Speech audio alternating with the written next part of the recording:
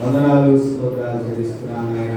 గడిచిన కాలం అంతా ప్రభువా, గడిచిన లేటి కాలం నుంచి లేటి కాలం వరకు ఈ ప్రశస్తమైన ప్రభులో మమ్మల్ని దాచి కాచి కాపాడి 2026 సంవత్సరం లేటి కాలంలో ప్రభా మరి పశ్చిమ బుధవారపు మొదటి దినమున ఈ సన్నిధిలో ఆరాధించడానికి మీరు మాకు ఇచ్చిన ఈ గొప్ప సమయం వరకే లెక్కలేని స్తోత్రాలు చెల్లిస్తున్నాం. ఈ సన్ని తోడుగా ఉంచి ఈ ప్రభుత్వం బలపరిచి వాక్యం ద్వారా మాతో మాట్లాడవాలి. నా నోటి మాటలు అందరూ హృదయ ధ్యానము నీ దృష్టి అంగీకారం ప్రసాదించి ఈ మహిమలో మమ్మల్ని బలపరుచున్నాయి. ఏ స్పష్టత నామం బట్టి ప్రార్థించి వేడుకొచ్చున్నాం తండ్రి. దయచేసి కూర్చోండి.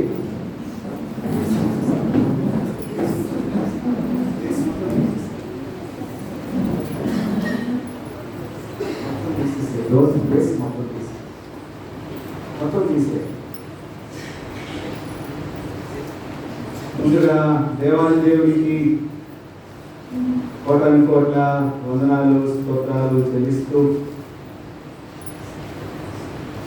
ఈ ప్రత్యేకమైన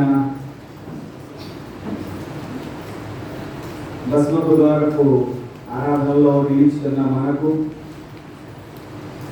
దేవుడు మరి యొక్క సంవత్సరంలో ఈ లేటి కాలపు ప్రార్థనల ద్వారా మన జీవితాలని పునీతం చేసుకోవడానికి, పవిత్రీకరించుకోవడానికి, పరిశుద్ధతలో మన జీవితాలను శుభ్రపరచుకోగలందులకు దేవుడు ఇచ్చినటువంటి అవకాశాన్ని బట్టి మనం రెండు చేతులు పైకెత్తి దేవాది దేవునికి ఒకసారి స్తోత్రాలు చెల్లిస్తాం. హల్లెలూయా, హల్లెలూయా, హల్లెలూయా. మంచిది ప్రియులారా, పునరుద్ధారణ కొరకైనటువంటి ఒక ప్రత్యేకమైన పిలుపు అనేటటువంటి ధ్యానాంశము ఈ దినం మనము మనకి ఇవ్వబడినటువంటి ధ్యాన వాక్యములో మనము జ్ఞాపకం చేసుకోబోతున్నాం. భస్మ బుధవారము లేక బూడిద బుధవారము. ఈ ఎఫ్ఎఫ్ని కాలంలో ఇలాంటి కాలంలో ప్రవేశించబోయేటటువంటి మనము మన అంతరంగ పరిశోధన కొరకైనటువంటి ప్రత్యేకమైన కాలంగా మనల్ని మనము జ్ఞాపకం చేసుకోవాలి. మరి ఈ విలువైనటువంటి సమయాన్ని ఆరాధనలో ఏకీభవించడానికి మీరందరూ ఒక క్రమశిక్షణతో కూడినటువంటి భక్తి విధానంలో దైవ సన్నిధానానికి వచ్చినందుకు మీ అందరికీ వందనాలు, శుభాలు తెలియపరుస్తున్నాను. దేవుని యొక్క మహాకృపలో ఈ బూడిద బుధవారం లేక భస్మ బుధవారం ఇది ఒక సామాన్యమైనటువంటి ఆచారం కాదు, కానీ మన ఆధ్యాత్మిక జీవితాలకు ఒక ప్రత్యేకమైనటువంటి పునీతులుగా చేయబడేటటువంటి ఒక పవిత్రమైనటువంటి కాలము ఈ లెంటి కాలం. మానవ శాస్త్ర సత్యంలో మనిషి నశ్వరుడు అంటే మట్టి నుండి చేయబడినటువంటి వాడు. శూన్యంలో నుండి దేవుడు సృష్టి చేయడానికి ఈ మట్టి ద్వారా మనిషి నిర్మాణంలో దేవుడు మళ్ళీ ఒక బొమ్మగా ఒక రూపాన్ని, ఒక ఆకారాన్ని, ఒక స్వరూపాన్ని, ఒక అందమైనటువంటి తన స్వరూపంలో మనల్ని మలచి దేవుడు ఒక 3 సత్యాల ద్వారా ఈ బూడిదను గురించినటువంటి ఒక నిర్వచనాన్ని తెలియజేస్తున్నట్లుగా మనం జ్ఞాపకం చేసుకోవాలి. మట్టి నుండి మనం చేయబడ్డాం కాబట్టి ఈ మట్టిలో నుంచి ఒక రకమైనటువంటి దాన్ని ఏమంటారు అంటే కెమికల్, ఆ ఒక కెమికల్ ద్వారా మానవ జీవితంలో ప్రతి ఒక్కరికి అహంకారము అనేటటువంటిది ఒక పక్క ఎప్పుడు దాచిపెట్టబడి ఉంటున్నాడు.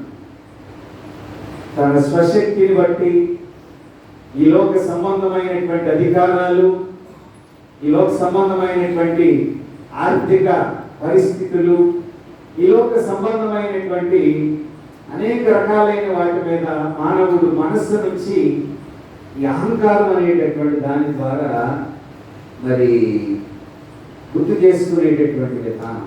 కాబట్టి మనిషి నశ్వరుడు కాబట్టి ఈ మట్టి నుండి తయారు చేయబడినటువంటి ఈ మనిషి యొక్క విధానము ఈ లెంట్ కాలంలో పరిశుద్ధత ద్వారా దాన్ని పవిత్రీకరించుకోవడానికి ఒక విరుగుడు పదార్థంగా జ్ఞాపకం చేయబడతాం. అంటే బూడిద నొసటన గుర్తు వేసుకున్నప్పుడు నేను నశ్వరుడను, నేను మట్టిలో నుండి తీయబడ్డాను కాబట్టి నా జీవితము ఒక అచంచలమైనటువంటి దేవుని యొక్క కృపలో ఎదిగించబడిన వారిని, నాలో ఉన్నటువంటి అహంకారాన్ని నన్ను నేను త్యజించుకొని ఈ బూడిదను జ్ఞాపకం చేసుకుంటూ నాలో ఉన్న అహంకారాన్ని మరి దేవుడు ఇచ్చేటటువంటి కృప ద్వారా విరుగుడు చేసుకునేటటువంటి ఒక పవిత్రమైనటువంటి కాలం. రెండవది వేదాంత పరంగా మనం చూస్తున్నప్పుడు దేవునితో మన సంబంధం పాపం ద్వారా విరిగిపోయినప్పుడు దేవుడు తన పరిశుద్ధత ద్వారా తన చెయ్యిని అందించేటటువంటి కాలము ఈ లెంట్ కాలం. దేవుడు చెయ్యి అందించకపోతే మనము ఈ లోకంలో నిమిత్త మాత్రులుగా మిగిలిపోతాం. ఇప్పుడు మనకు రెండు రకాలైనటువంటి శాస్త్రాలలో భూమి మీద ఆకర్షణ శక్తి చేత మనం నడుస్తున్నాం. అదే ఆకాశంలోకి వెళితే, అంతరిక్షంలోకి వెళితే ఏమవుతాం మనం? వికర్షణ శక్తి అక్కడ భూమి మీద కాకుండా ఆకాశంలో ఏమవుతాం? అప్పుడు ఎగురుతూ ఉంటాం, నడవం, భూమి మీద నడుస్తాం. ఆకర్షణ శక్తి అది వికర్షణ శక్తి కాబట్టి మనం పైకి ఎగురుతూ ఉంటాం. కాబట్టి వేదాంతపరంగా దేవుడితో మనకున్నటువంటి సంబంధం ఈ పాపం ద్వారా వేరైపోయినప్పుడు ఈ ఆకర్షణ శక్తిలో ఉన్నటువంటి మాధుర్యం, అంటే దేవుడు తన స్వరక్తమిచ్చి మనల్ని సంపాదించినటువంటి క్రైస్తవ సంఘములో మనల్ని మనం పునీతులుగా చేసుకునేటటువంటి ఒక పవిత్రమైనటువంటి కాలము ఈ లెంట్ కాలం. మూడవదిగా మనము గుర్తించగలిగినట్లయితే భవిష్యత్ కాలంలో ఒక నిరీక్షణ కలిగినటువంటి విధానంలో మనం జీవించడానికి దేవుడు ఇచ్చేటటువంటి అవకాశం. ఈ అవకాశంలో ఈ బూడిద ఒక ముగింపున కాదు, కానీ ఈ బూడిద ద్వారా మనం నేర్చుకునేటటువంటి సత్యం ఏమైనదంటే ఆయన మరణ పునరుద్ధానములలో మనం కూడా పాలివారము. ఆయన మరణ పునరుద్ధానములో మనం పాలివారుగా ఉంటున్నాం. బూడిద ముగింపు కాదు. ఈ బూడిద మనం నసుకొని రాసుకొని గురువు సిలువ వేసి ఈ శూన్యంలో నుంచి నీవు తీయబడ్డావు కాబట్టి మళ్ళా నీ జీవితం శూన్యమే గుర్తు చేసుకున్నప్పుడు ఈ బూడిద ముగింపు కాదు, కానీ దేవుని యొక్క పునరుద్ధానపు శక్తిలోనికి మనం నడిపించబడటానికి దేవుడు ఇచ్చేటటువంటి అమూల్యమైనటువంటి సమయము. కాబట్టి ఈ మూడు సత్యాల ద్వారా మనం అర్థం చేసుకోవాల్సింది ఏమిటంటే మన యొక్క జీవితంలో మనము ఈ భస్మ బుధవారం రోజున దేవుని యొక్క సంపూర్ణమైనటువంటి స్వారూప్యాన్ని అర్థం చేసుకుని మనకి ఇవ్వబడినటువంటి 4 పాఠ్యభాగాల ద్వారా మనల్ని మనము పునీతులుగా చేసుకునేటటువంటి ఒక పవిత్రమైనటువంటి కాలము ఈ లెంట్ కాలము. కొద్ది నిమిషాలు మాత్రమే మిమ్మల్ని విసిగించకుండా చదువుకున్నటువంటి వాక్య భాగాన్ని క్లుప్తంగా జ్ఞాపకం చేయడానికి ఈ సమయంలో నేను ప్రయత్నం చేస్తాను. యెహెజ్కేలు గ్రంథం 36వ అధ్యాయము 24వ వచనం నుంచి 36వ వచనం వరకు మనం చదువుకున్నటువంటి మొదటి పాఠంలో ప్రవక్త అయినటువంటి యెహెజ్కేలుతో ప్రారంభమయ్యేటటువంటి ఒక వాగ్దానం ఏమిటంటే రాతి గుండె మీలో నుండి తీసివేసి మాంసపు గుండెని మీకు ఇస్తానని వాగ్దానం చేస్తాను. అంటే ఒక విధంగా మనము ఈ ఆకులు రాల్చేటటువంటి కాలం, అంటే మన భాషలో చెప్పాలంటే ఇది వసంత కాలం. ఈ వసంత కాలంలో చెట్టుకున్నటువంటి పాత ఆకులన్నీ ఏమైపోతాయి? రాల్చబడతాయి. రాల్చబడిన తర్వాత ఏమవుతుంది? నూతనమైన ఆకులతో వికసించేటటువంటి కాలము వసంత కాలం. అంటే మనలో ఉన్నటువంటి మలినము, మనలో ఉన్నటువంటి పాపము, మనలో ఉన్నటువంటి శాపకరమైనటువంటి జీవితాలన్నిటినీ ఈ ఆత్మకు రాచబడేటటువంటి విధానంతో అన్వయించుకొని ఒక నూతనమైనటువంటి చిగురుతో చిగురించబడేటటువంటి కాలంలో మనం ఈ దినాన్ని ప్రవేశించాం. దేవుని స్తోత్రం, హల్లెలూయా. మనము దేవుల్లో ఎదిగించబడటానికి ఇది ఒక తార్కాణంగా ఈ వసంత కాలాన్ని మనము జ్ఞాపకం చేసుకోవాలి. ఎందుకంటే మరి బబులోను చెరలో మరి ఇశ్రాయేలీయులు మరి వారిని ఒక నిరాశలో, ఒక నిస్పృహతో ఉన్నప్పుడు మరి వారికి ఒక వాగ్దానం ఇస్తున్నాడు. ఏమిటంటే, నేను మిమ్మలను సమకూర్చేదను. దేని కొరకు ఆయన సమకూరుస్తానని వాగ్దానం చేస్తున్నాడు అంటే, పశ్చాత్తాపం కొరకు ఆయన వాళ్ళను సమకూరుస్తానని వాగ్దానం ఇస్తున్నాడు. అంటే ఈ హెబ్రీ భాషలో కొత్త హృదయాన్ని మీకు ఇస్తానని అంటే, ఇది కేవలం భావోద్వేగాలకు మాత్రమే కాకుండా మన ఆలోచనలకు, మన సంకల్పానికి దేవుడు తన కృపను మనకు అనుగ్రహిస్తున్నాడు అని మనం ఇక్కడ అర్థం చేసుకోవాలి.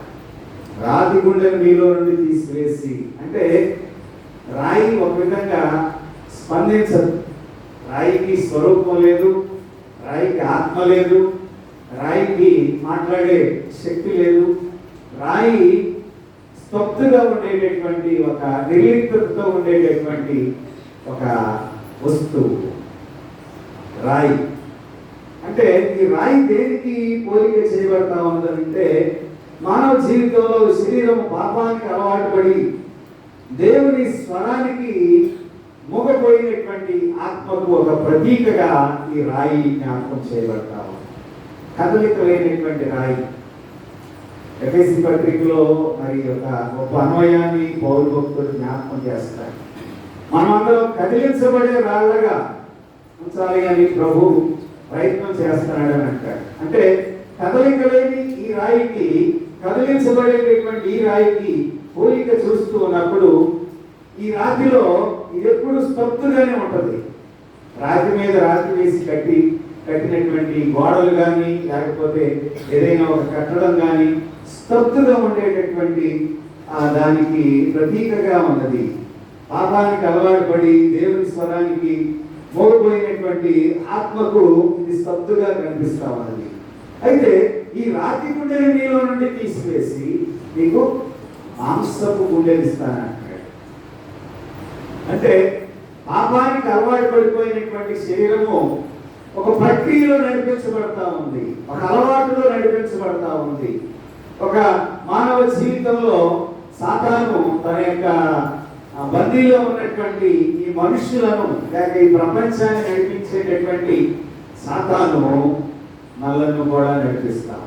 అందుకనే భక్తుడు పాటలో ఒక గొప్ప రచనను జ్ఞాపకం చేస్తున్నాడు. మనందరికీ తెలుసు, సాతాను బందీనై కుమరుచున్న వేళ విడిపించే శ్రీయేసుడే రక్తమంతా కాచి ప్రాణాన్ని దేని కొరకు విమోచించాడనంటే, నీ కొరకు నా కొరకు ఆయన తన ప్రాణాన్ని విమోచనగా అనుగ్రహించాడు.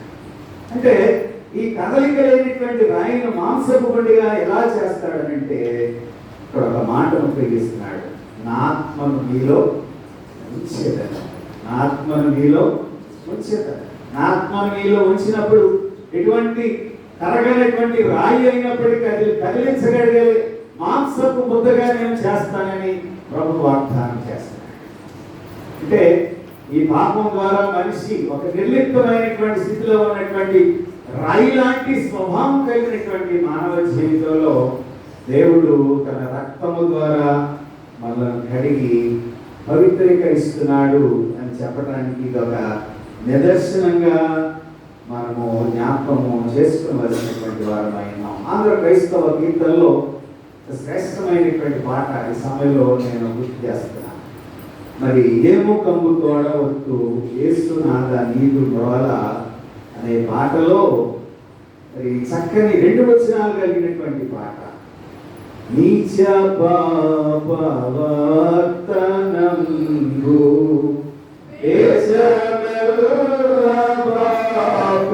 ముందు నీచ పాపవర్తనంబు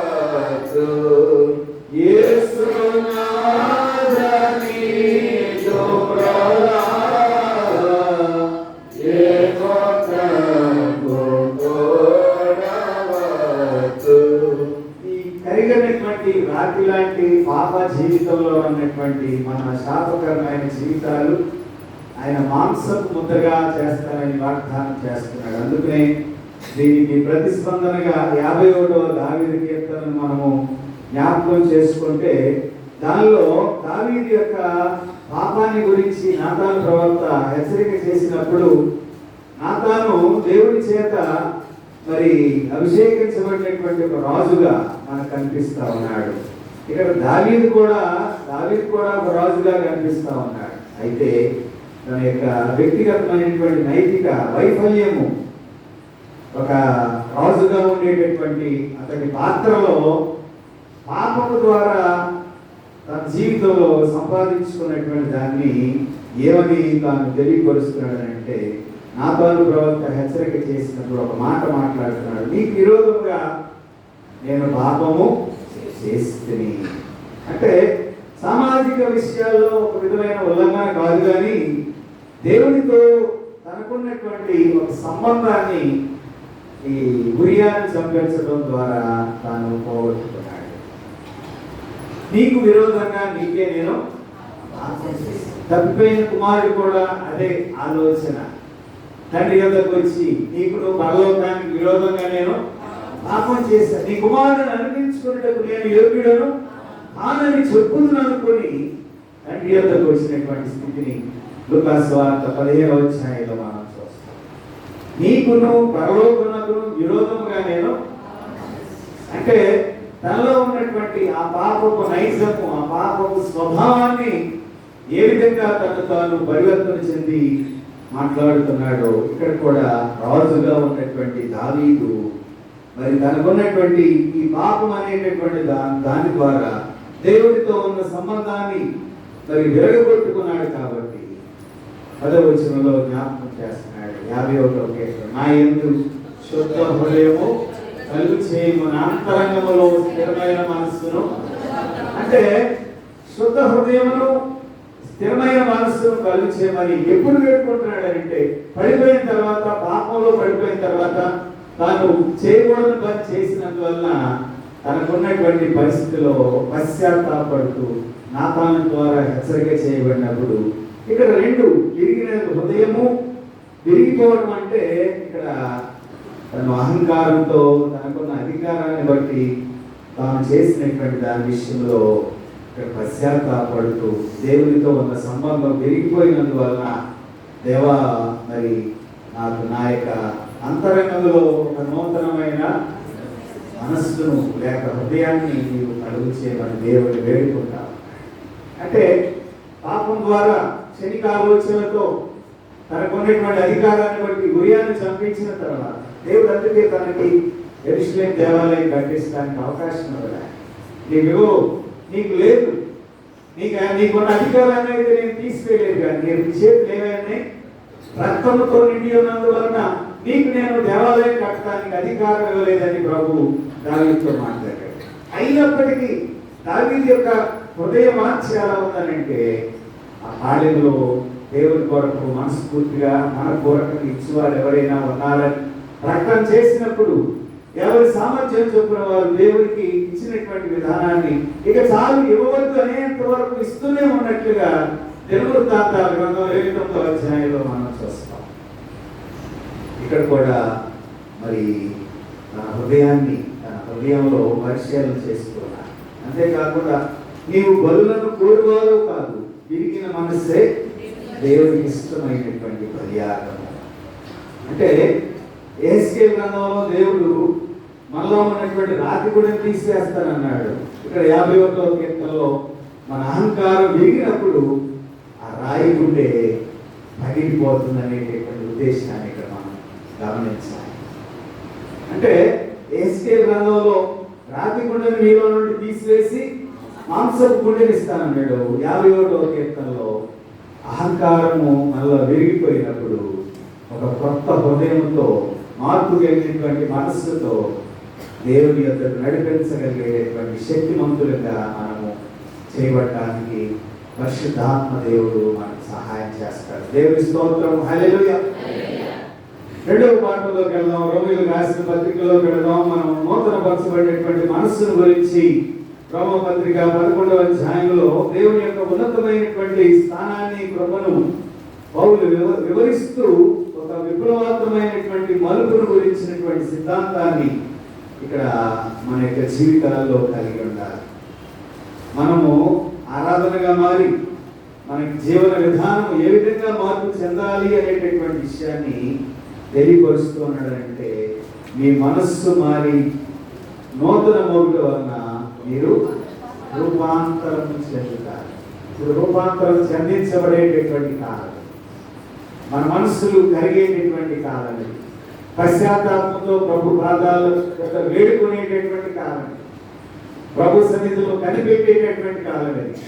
వాక్యం చదవడం ద్వారా ప్రభు సన్నిధితో ఒక అనుసంధానం కలిగి ఉండేటటువంటి కాలం, ఏకాంత ప్రార్థన ద్వారా ప్రభుతో మనం అనుసంధానం చేయబడేటటువంటి కాలం. ఇది మన నోటికి అనేక సార్లు అనేకమైనటువంటి దుష్కలంకమైనటువంటి మాటల ద్వారా మళ్ళా మనం అపవిత్రపరుచుకుంటాం. మన నోటికి మనం కళ్ళు వేసుకునేటటువంటి కాలం. మనం మరి మాట్లాడకూడనటువంటి మాటలు మాట్లాడటానికి ఉపయోగించినటువంటి కాలంలో మనం ఉన్నాం.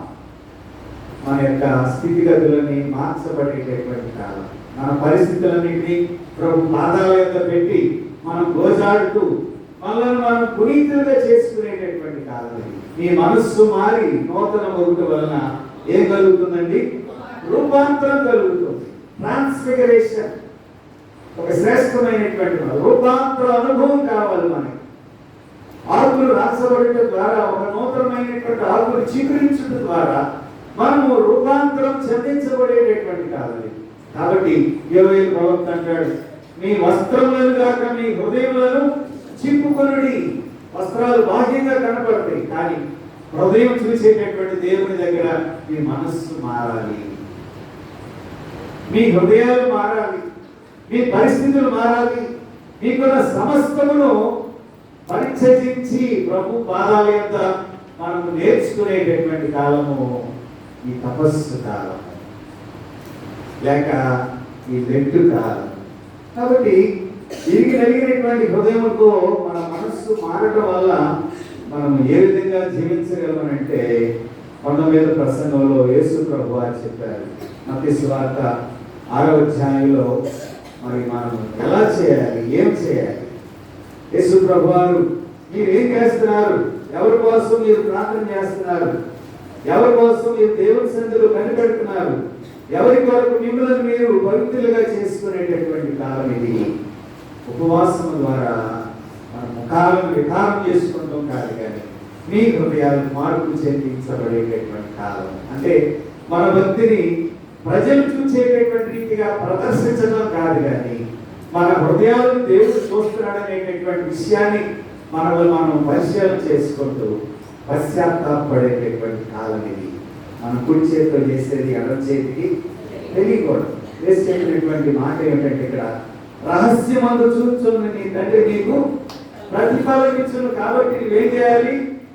నీ ముఖం మార్చుకొని లేకపోతే మూతి ముడుచుకొని మరి నువ్వు కోపపడేటటువంటి కాలంగా కాక నీవు రహస్యమందు చూచున్న నీ తండ్రి యొక్క పరితపించేటటువంటి కాలం ఏకాంత ప్రార్థన ద్వారా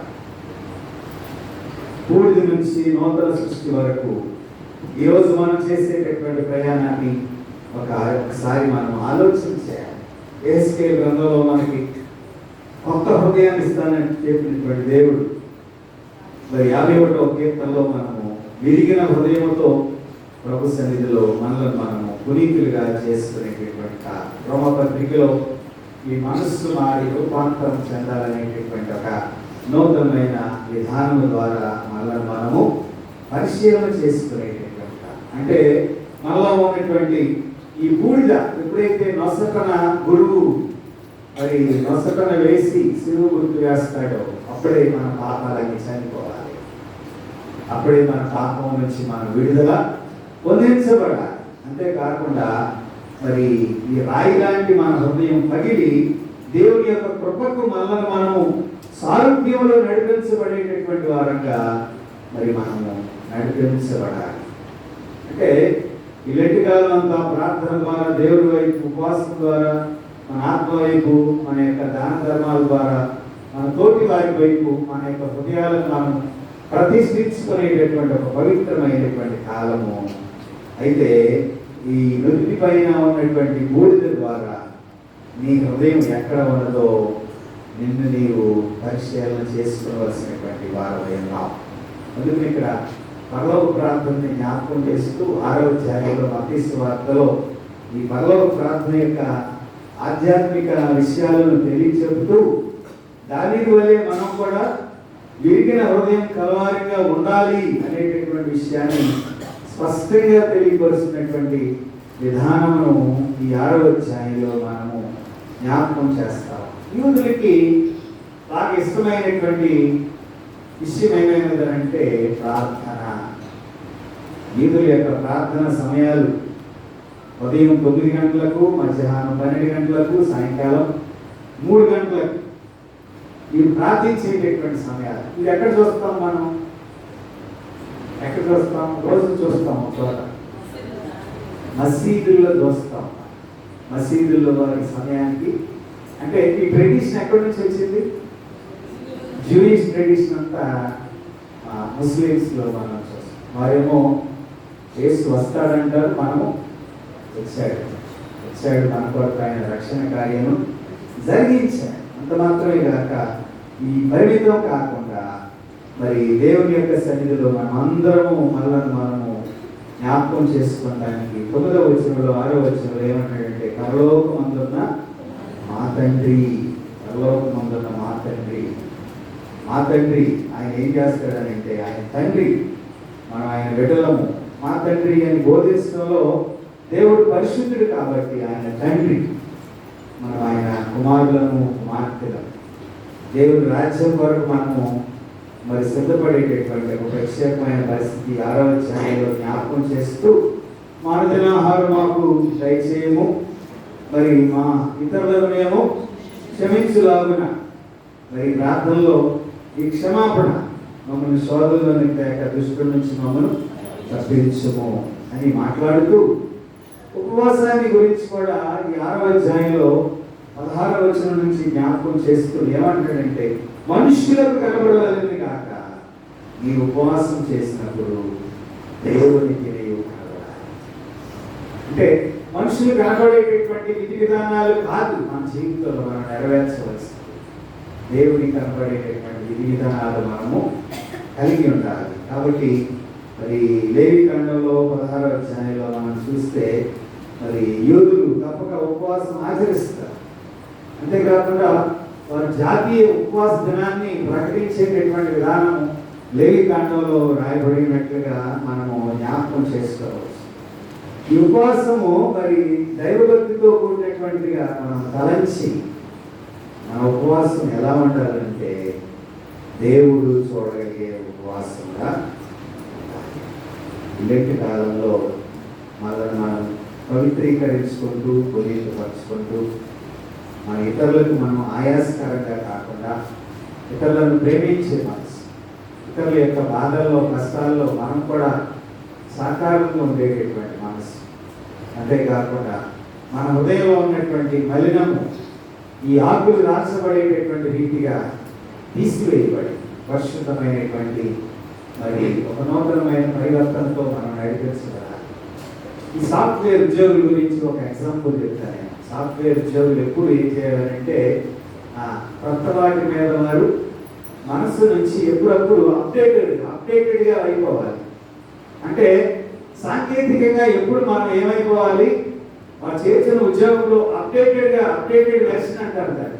అంటే వారు ప్రస్తుత కాలంలో మార్పు చెందించబడే విధానంలో ఏ విధంగా అప్డేట్ అవుతారు. మన ఆధ్యాత్మిక జీవితంలో కూడా మనం కూడా ఏమవ్వాలి, అప్డేట్ అవ్వాలి.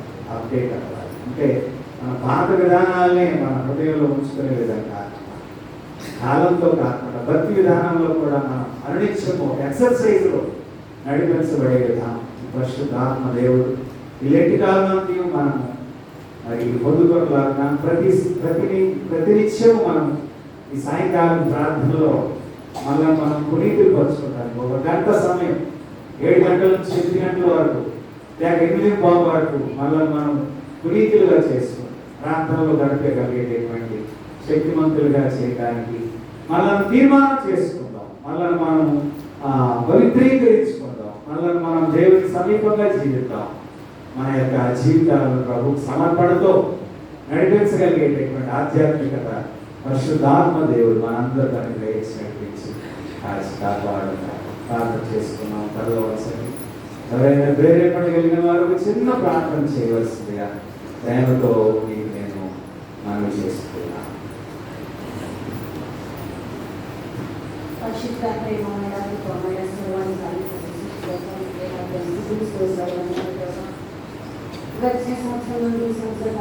తొలగించి నా తండ్రి మా హృదయాన్ని కఠినములుగా నా ప్రభు చేసుకొని నాయన కఠినమైన హృదయాన్ని ఆయన మార్చివేసి రాతి గురించి తీసివేసిన ప్రభావ మృదమైనటువంటి మాంసపు ముద్ద వంటి మనసు మాకు దయచేసే దేవుడుగా మీరు ఉన్నారని మాతో మాట్లాడారు తండ్రి. అయ్యా యెహోషువ ఎదుట ఉన్నటువంటి నా ప్రభా అయ్యా రాతికి 7 నేత్రములు ఏ విధంగా ఉండేవి నా ప్రభా మీ చేత రూపింపబడిన మేము అయ్యా 2 నేత్రములు కానీ ఈ లోకంలో లోకాశ చేత నా ప్రభా ఇవ్వబడుతున్నా తండ్రి. అయ్యా నేత్రాశ చేత నా ప్రభా అయ్యా మేము ఏ విధంగా నా ప్రభా ఈ లోకంలో ఉంటున్నాము నా తండ్రి. అయ్యా మరి నాకందరికి తెలియజేస్తున్న దేవా మేము ఆ విధంగా నా ప్రభా అపవిత్రత కలిగిన ఆయన లోకాశల చేత ఏవబడి ఆయన నశించిపోయే వారిగా ఉండకూడదు నా తండ్రి. మీరు మా కొరకు నాయన మీ అమూల్యమైన రక్తాన్ని వెల చెల్లించి నా ప్రభా మమ్మల్ని అందరూ రక్షించడం కొరకు వచ్చినారు కాబట్టి నా ప్రభా అయ్యా మీ రక్షణ మా హృదయాల్లో ఉంచుకుని నా ప్రభా వేషధారుల వలె కాక విస్తరించి ప్రార్థించడం ఏమి లాభం లేదు కానీ నా ప్రభా మా నాయన మా హృదయాన్ని మీకు సమర్పించుకొని తిరిగి కలిగిన బలియాలను వరకు కల్పించుకున్నట్టు సంస్థలు జరుగుతాయి కాబట్టి నా ప్రభా అయా ఇతరులను క్షమించి నిజంగా క్షమించబడినట్లుగా మేమందరం ఉన్నట్టుగా నాకు మగందరికి సహాయం చేసి యెహోషువమైన వస్త్రాలు కలిగించిన దేవా మా ఆత్మకు పడినటువంటి మలినాలన్నింటినీ కలిగించి ఈ కృప చేత నా ప్రభా ఈ రక్తంలో నన్ను ముళ్ళందరూ కడిగి శక్తీకరించి ఈ కృప చేత మమ్మల్ని అందరినీ బలవంతులుగా ఉంచి నా ప్రభా ఈ 40 దినాల ఉపవాస కాలం అంతట్లో కూడా నా తండ్రి నీకు సమీపంగా జీవిస్తున్న ప్రభా ఈ 40 దినాల మరి ఉపవాస కూడికలలో కాకుండా నా ప్రభా యేసయ్య మా జీవిత కాలం అంతా కూడా నా ప్రభా నీలో ఆత్మీయమైనటువంటి వసంత కాలంగా మార్చుకునేందుకు మీరు మాకు ఇచ్చినటువంటి నాయన ఈ జీవిత కాలం మా జీవితాలు మా కుటుంబాలు మా యొక్క సంఘమంతటినీ పట్టుకోనండి. మీ ఆత్మతో పునీతులుగా చేయండి, పవిత్రపరచండి. మా వస్త్రములను కాక హృదయములను చింపుకునే విధంగా మమ్మల్ని మేము సిద్ధపరచుకుంటూ మీ మహిళలో బలపరచగలిగేటటువంటి ధన్యత మాకు అందరికీ దయచేసి చేరవచ్చి మా పిల్లలందరినీ దీవించి మా పాస్తాల్లో కాచి కాపాడమని నిన్న వాక్యంలో వారి జీవితంలో అన్వయించుకోవడానికి కృప దయచేసి వాక్యానికి చోటు ఇవ్వగలిగే హృదయం మనస్సు మా అందరికీ దయచేయాలి. యేసు పరిశుద్ధ నామం బట్టి ప్రార్థించి వేడుకొంచున్నాము తండ్రి.